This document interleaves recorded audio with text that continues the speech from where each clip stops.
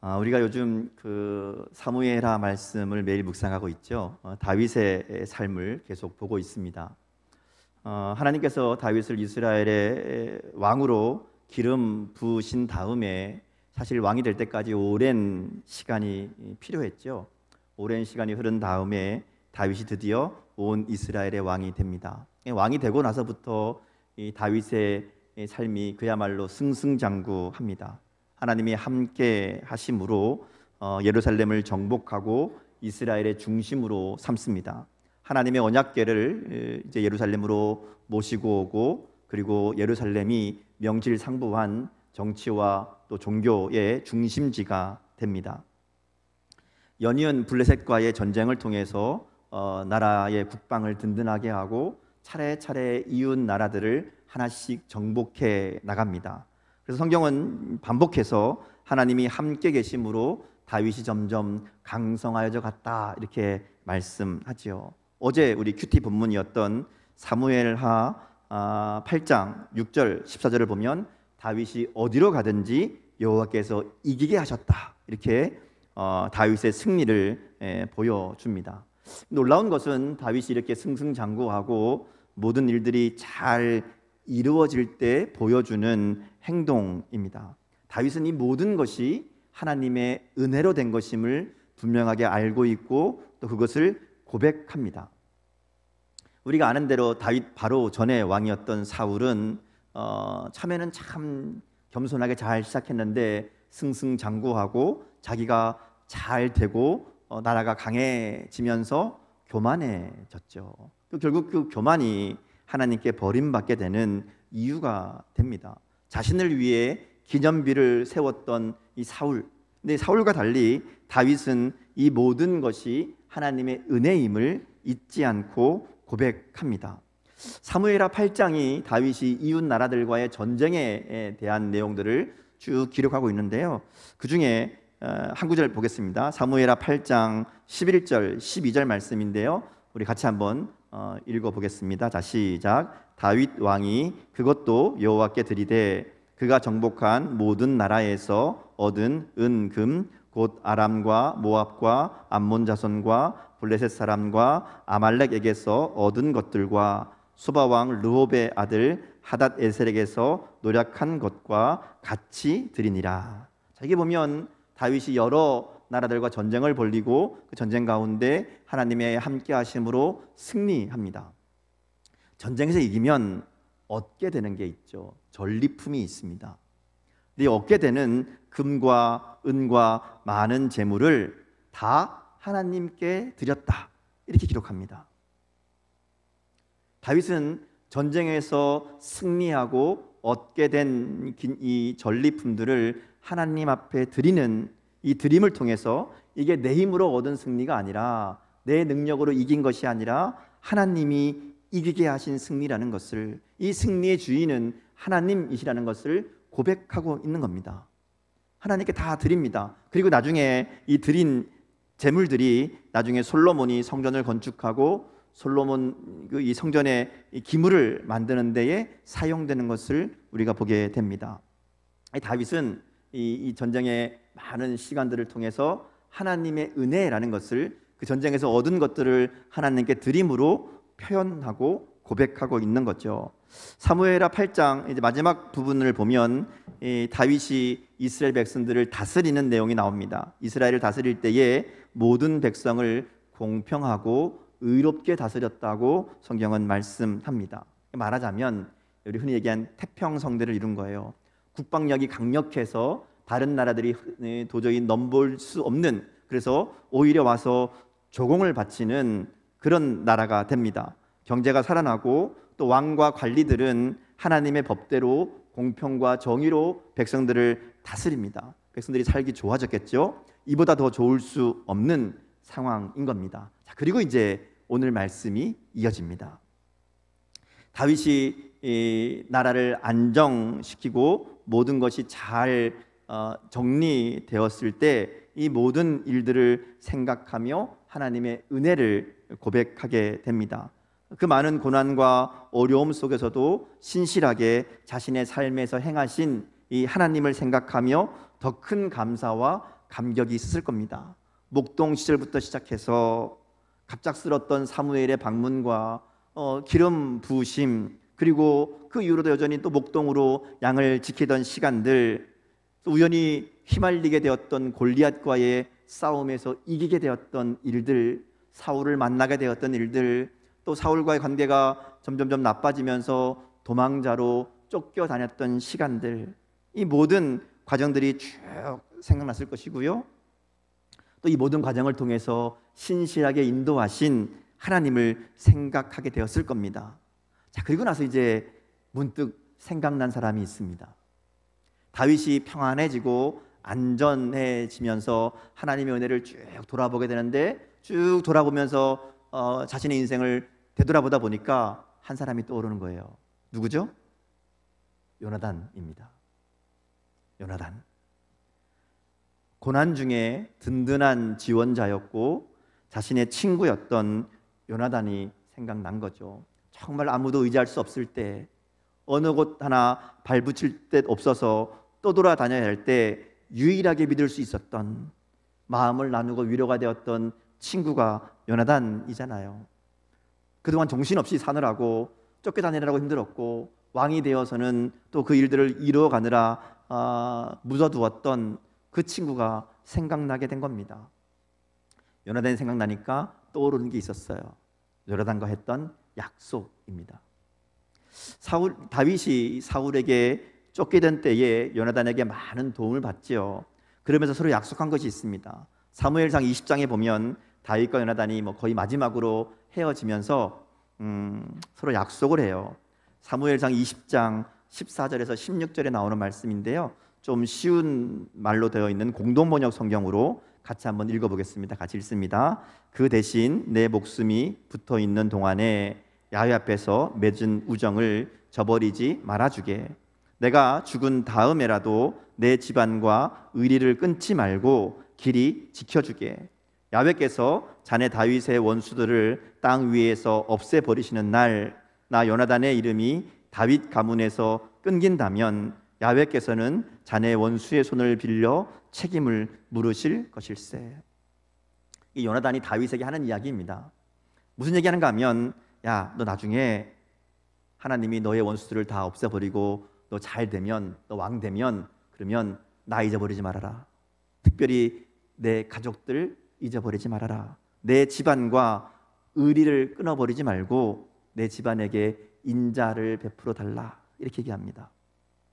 혹시라도 네가 이걸 잊어버리고 내 가족들을 돌보지 않으면, 모른 척하면, 그러면 하나님이 너의 원수의 손을 빌려서 책임을 물으실 거다. 이렇게 얘기하는 겁니다. 다윗이 이 얘기를 듣고, 좋다, 그렇게 하자. 나는 너의 가족을 돌보고 너는 나의 가족을 돌보자. 이렇게 약속을 맺는 겁니다. 이제 이 약속이 생각난 거죠. 다윗이, 맞아, 요나단과 약속을 했었는데. 그래서 신하들을 불러 모읍니다. 야, 사울 집안에 남은 사람이 있느냐 찾는 거죠. 그게 이제 오늘 1절 말씀입니다. 그러면서 하는 얘기가 요나단 때문이라는 것을 분명하게 얘기합니다. 사실 사울과는 별로 좋은 감정은 없죠.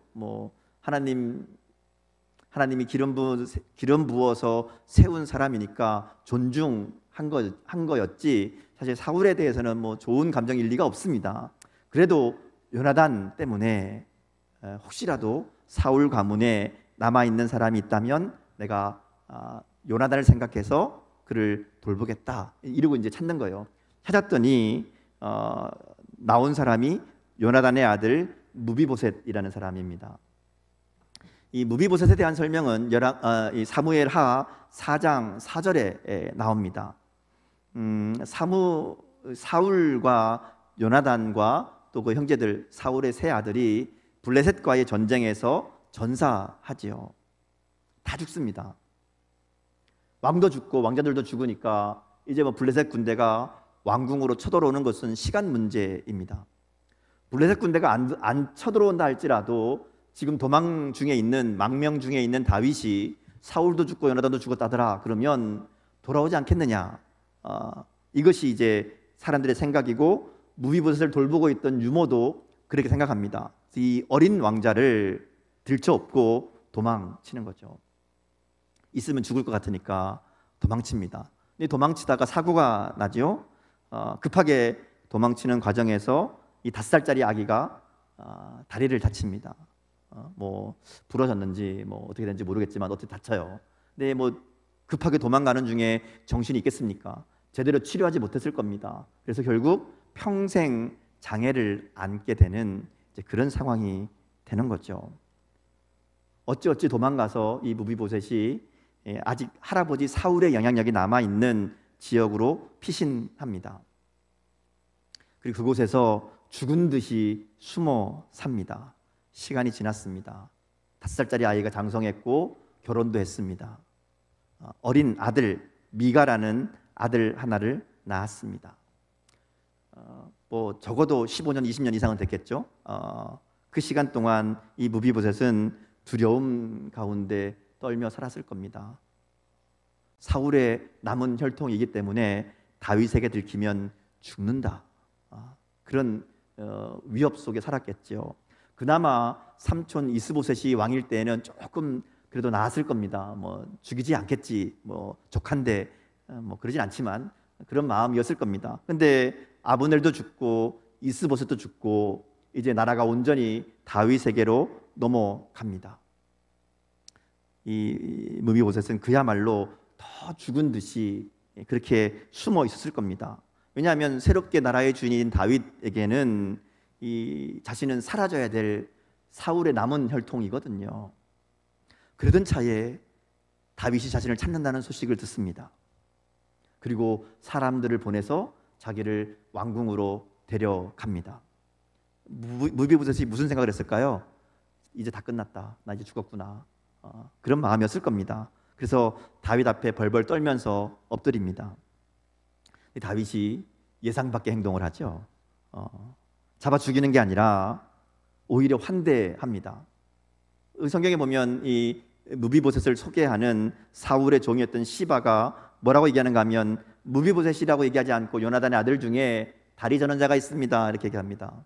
이 다리 저는 자라는 얘기는 이제 장애가 있는 사람이라는 뜻인데 그 당시에는 멸시하는 뭐 아무것도 아니다, 별 볼일 없는 존재다 이런 의미입니다. 근데 다윗이 그를 앞에 놓고 이름을 불러주지요. 무비보셋이요 이렇게 부릅니다. 이거는 존중한다는 겁니다.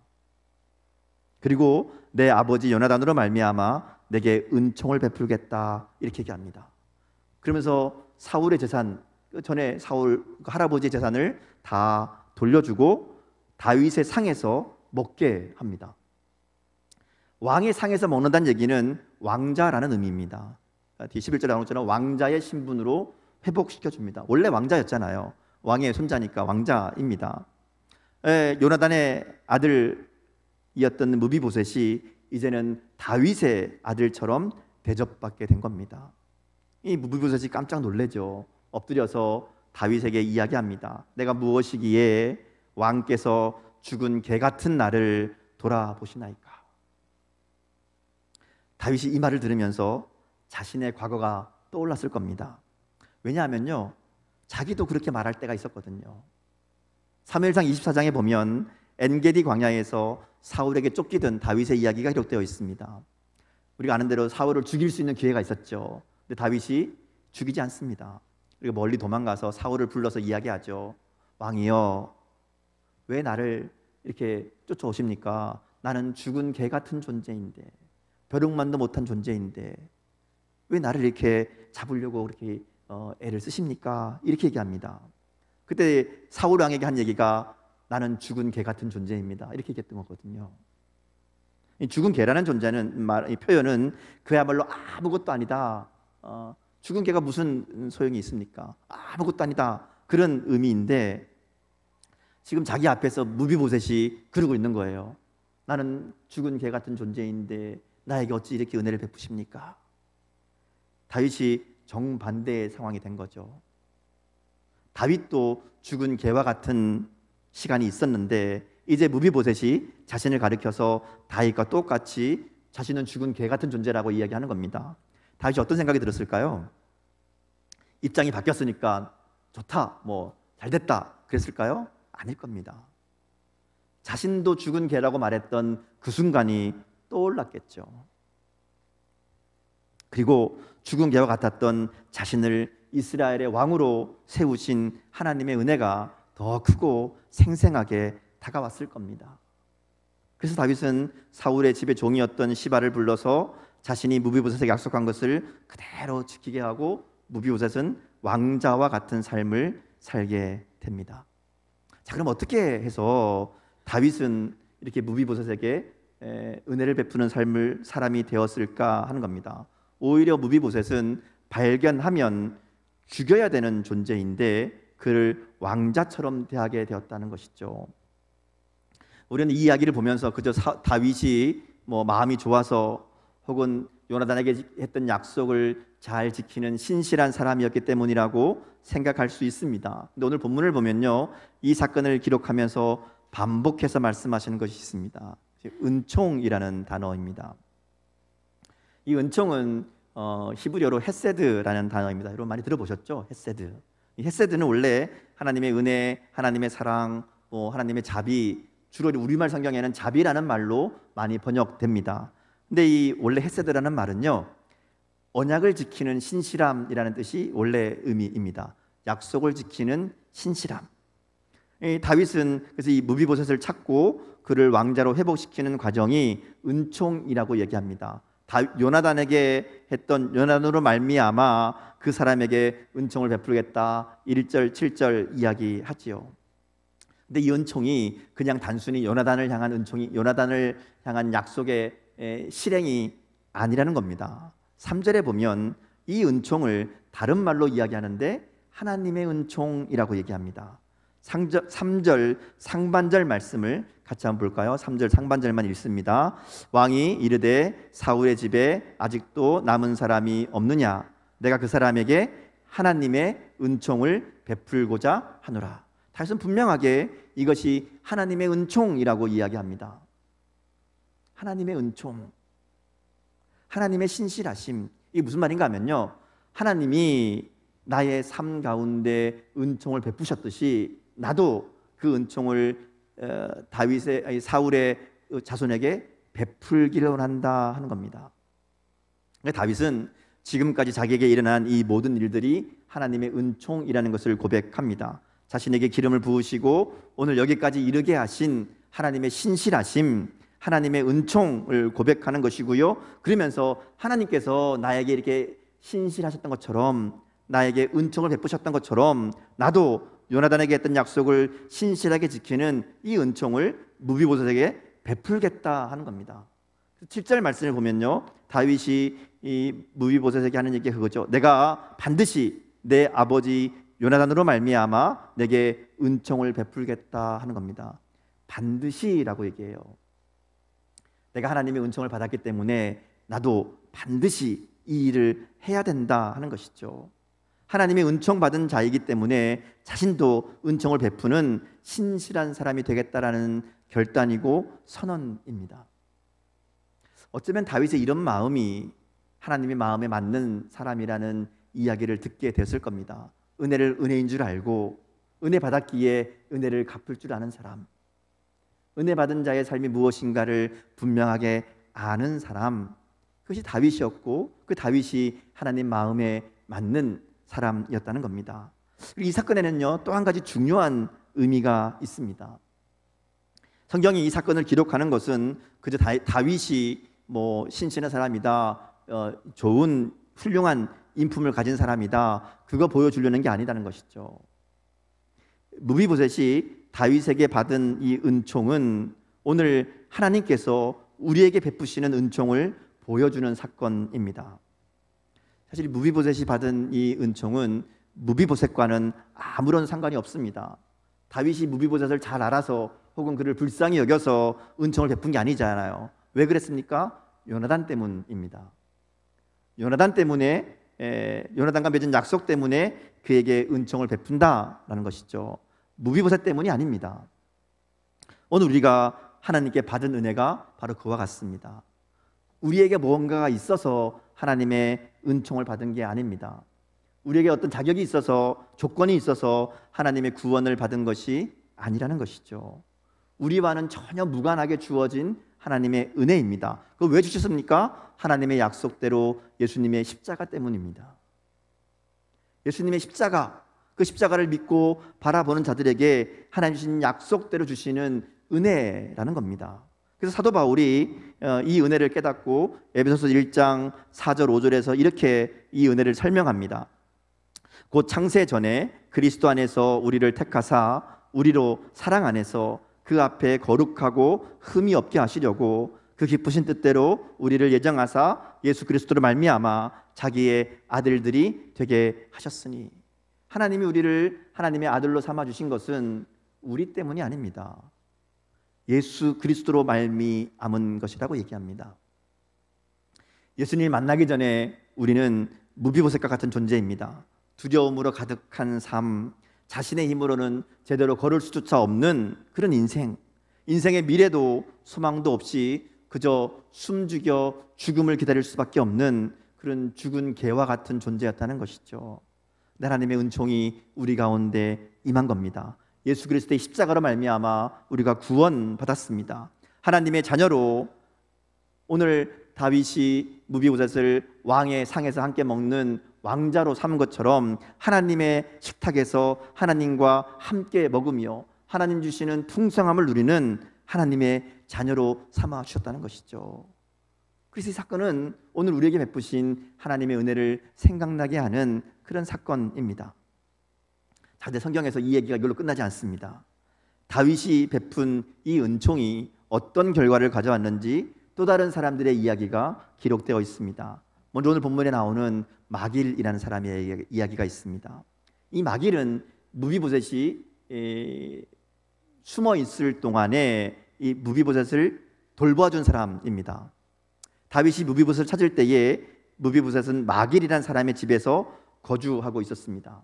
이 마길은 우리가 아는 것처럼 이제 사울의 지지자입니다. 그러니까 예전에 사울이 그들을 도와주었고 그러기에 사울에게 좋은 마음을 가지고 사울을 돕고 있던 사람들입니다. 근데 이제 우리가 아는 것처럼 사울도 죽고 요나단도 죽고 무비보셋이 도망치는 과정 가운데 있다는 것을 알게 되고 그를 받아주지요. 다윗 치하에서 무비보셋을 돌보고 있다는 것은 뭐 누가 엮으면 반역으로 여길 수 있는 그런 일입니다. 그런데 그를 잘 돌보아 주지요. 전에 섬기던 사울 왕에 대한 의리를 저버리지 않고 무비보셋을 보살펴주고 있었습니다. 그런데 다윗이 무비보셋을 찾고 그가 왕궁으로 가고 그를 왕자로 회복시켜주는 이 모든 과정을 보고 듣게 됩니다. 요나단과 약속을 지키는 모습, 또 이 무비보셋을 정말 자신의 아들처럼 왕자처럼 대하는 이 다윗의 모습에 아마 이 마길이 감탄했던 것 같아요. 그리고 마음이 다윗에게로 향했던 것 같습니다. 많은 사람들이 이야기했을 겁니다. 어떤 사람들은 이런 다윗의 모습을 보면서 이 무비보셋 이게 왕궁에 데려온 것이 사실은 말은 뭐 왕자처럼 대하는 거지만 인질로 잡은 거 아니냐, 나중에 땀만 못 먹도록 옆에 두고 감시하는 거 아니냐, 또 사울의 집안을 보살펴주는 모습도 이게 정치적으로 보여주는 거 아니냐, 다른 사울이 여전히 사울의 영향력 아래에 있는 많은 지파들이 있으니까 그들에게 보여주기 식으로 쇼하는 거 아니냐, 뭐 이렇게 이야기하는 사람들도 많이 있었을 겁니다. 왜냐하면 이게 믿을 수 없는 일이거든요. 일반적으로는 그렇게 할 수 없는 일입니다. 발견하면 죽이는 게 당연한 일인데 오히려 은혜를 베푸는 것은 야 저거 보고 계산이 있는 거 아니냐, 사람들이 다 그렇게 봤다는 거죠. 근데 마길은 그 상황 가운데 다윗의 진심을 본 사람입니다. 어떻게 할 수 있는가 하면요, 마길의 성경이 한 번 더 나와요. 사무엘하 17장에 다시 나오는데요, 다윗이 이렇게 잘 왕으로 든든하게 세워졌지만 나중에 말년에 안 좋은 일을 많이 당하죠. 특별히 자신의 아들이었던 압살롬이 반란을 일으킵니다. 왕자가 아버지의 신하들을 꼬셔서 다윗에게 칼을 들이대죠. 이 다윗이 왕자도 돌아서고 신하들도 다 압살롬 편에 붙은 걸 보고 내가 어떻게 아들과 싸우겠느냐, 그리고 그냥 나옵니다. 가장 가까운, 다 죽어갈랬더니 끝까지 따라오겠다는 사람들이 있어서 그들만 데리고 피난길에 오릅니다. 그리고 피난한 곳이 어딘가 하면요, 마하나임이라는 곳입니다. 완전히 모든 것을 다 잃어버리고 그야말로 쫓겨서 도망칩니다. 꼭 무비보셋이 도망가는 거랑 비슷해요. 근데 이 마길은 사울의 지지자들이 있잖아요. 사울을 섬기던 사람들인데 이러한 다윗의 모습을 보면서 야, 잘됐다, 고소하다 그럴 수 있는데 그러지 않습니다. 이렇게 다윗이 도망치고 있다는 소식을 듣고 사울의 사람이라고 할 수 있는 마길이 다윗을 도와주기 위해서 찾아옵니다. 혼자 오는 것도 아니고요, 자기와 함께하는 옆 같이 있던 부자들, 잘 힘 있는 사람들을 모아서 같이 옵니다. 그 중에 이제 유명한 사람이 바르실레라는 사람입니다. 여러분 나중에 이제 보면 나오는데요. 솔로몬 시대까지 다윗 가문을 도왔던 사람입니다. 어쨌든 이 마길이 함께 와서 다윗의 사람들을 돕습니다. 그들을 먹이고 그들을 입히고 그들을 돌봅니다. 지금 다윗은 뭐 아무것도 할 수 없는 상황입니다. 다시 재기한다는 보장도 없습니다. 이대로 끝나버릴 수 있는, 뭐 사실 현실을 보면 다윗을 따르는 사람 몇백 명밖에 안 되고 나머지 온 나라가 다 압살롬에게 붙었는데 이건 뭐 해결 안 될 일이지요. 그런데 다윗을 도와주러 옵니다. 왜 그랬을까요? 무비보셋 때문입니다. 무비보셋을 돌보고 은총을 베풀었던 다윗의 모습을 보면서 야, 저 사람은 정말 왕이다. 내가 저 사람을 섬기고 저 사람과 함께 되겠다. 그런 마음이었을 겁니다. 무비보셋을 향한 다윗의 마음이 진심이라는 것을 그가 알고 믿었기 때문에 다윗이 위기에 처했을 때에 기꺼이 다윗의 편에 서고 다윗을 돕는 사람이 되었다는 것이죠. 그래서 압살롬의 반란이 진압되고 다시 예루살렘으로 돌아갈 때까지 마길은 다윗을 돕는 사람이 됩니다. 또 한 가지 연결되는 사건이 있습니다. 사무엘하 19장에 보면 무비보셋이 다시 등장합니다. 압살롬의 반란으로 예루살렘을 떠났던 다윗이 이 오랜 이제 피난 생활을 마치고 다시 돌아옵니다. 돌아올 때에 예루살렘에서 무비보셋을 만납니다. 다윗은 이제 피난 갈 때, 도망갈 때 정신없이 도망가다 보니까 뭐 사람들 다 못 챙기죠. 그 무비보셋도 이제 자기를 버리고 압살롬 편에 붙은 줄 알았습니다. 도망간 줄 알았습니다. 왜냐하면 이 무비보셋에게 주었던 그 시바라는 종이 있었잖아요. 이 종이 중간에서 이간질을 한 겁니다. 그래서 그 얘기만 듣고 그냥 이 무비보셋은 자기를 버린 줄 알고 있었거든요. 근데 돌아와서 무비보셋을 만나니까 이게 꼴이 말이 아닌 겁니다. 왜 그런가 하면 이 무비보셋은 다윗이 위기에 처했을 때에 기뻐하고 좋아한 것이 아니라 다윗과 함께 슬퍼합니다. 다윗의 고통에 동참하려는 마음으로 다윗이 돌아올 때까지 수염도 깎지 않고 옷도 빨지 않았다 이렇게 얘기합니다. 뭐 다리에 장애가 있고 힘도 없는, 능력도 없는 사람이 뭐 도움이 되겠습니까? 같이 따라간다고 오히려 짐만 되죠. 이 무비보셋이 생각한 것은 마음을 다윗을 향해 지키는 겁니다. 그 충성심을 가지고 다윗의 고난에 함께 동참한다는 마음으로 그 괴로움에 함께 했던 겁니다. 다윗이 그것을 만나게 되는 거죠. 다시 마음이 어땠을까요? 아들도 배반하고 신하들도 다 떠나버렸던 상황인데 이 무비보셋은 오히려 자기를 버릴 수 있는 상황이지만 이 다윗을 향해서 그 마음을 지키고 충성된 마음으로 다윗과 함께하고자 하는 마음으로 그렇게 어려움 가운데 고난 가운데 있었던 이 무비보셋의 충성은 다윗에게 큰 위로가 되었을 겁니다. 그리고 다시 무비보셋에게 은총을 베풀어 주지요. 은혜가 결국 은혜를 몰고 옵니다. 다윗은 자신의 삶에 베풀어진 하나님의 은혜를 알았기 때문에 자신도 은혜를 베푸는 삶을 살아갑니다. 이것이 은혜를 아는 사람의 마땅한 삶이라고 할 수 있습니다. 오히려 좀 과할 정도로, 사람들이 오해할 정도로 은혜를 베풀었던 사람입니다. 그리고 그런 은혜를 베풀었기 때문에 하나님께서는 다윗이 정말 힘들 때에, 정말 어려울 때에 아무도 기대하지 못했던 그런 사람으로부터 도움을 받게 하시고요, 또 아무도 생각하지 못했던 사람에게서 위로를 받게 하시는 겁니다. 또 다른 은총을 입게 하셨다는 것이죠. 오늘 우리에게도 다윗과 같은 은혜를 아는 삶, 그리고 은혜를 베푸는 삶이 될 수 있기를 주님의 이름으로 축복합니다. 다윗과 같이 은혜를 베풀면 반드시 그 은혜가 돌아오게 되어 있습니다. 사람에게 못 받으면 하나님께서 갚아 주실 겁니다. 우리가 다윗과 같이 사람들이 믿기 어려운 은혜를 베푸는 그런 사람으로 살아갈 때 그 은혜를 통해서 하나님의 더 큰 은혜를 경험하는 우리의 삶이 될 줄 믿습니다. 무비보셋과의 고백과 같이 죽은 개와 같은 우리에게 베푸신 하나님의 은총을 기억하며 그 은혜에 합당한, 그러게 우리도 감사와 용서로 은총을 베푸는 그런 삶이 될 수 있기를 바랍니다. 다윗이 매일같이 하나님의 은혜를 기억하고 감사하고 나도 반드시 은총을 베푸는 삶이 되리라 결단했던 것처럼 오늘 우리의 삶도 하나님의 은혜를 날마다 발견하고 깨닫고 감사하며 그리고 그 은총을 베푸는, 나누는 그런 저와 여러분의 삶이 될 수 있기를 주님의 이름으로 축복합니다. 함께 기도하겠습니다.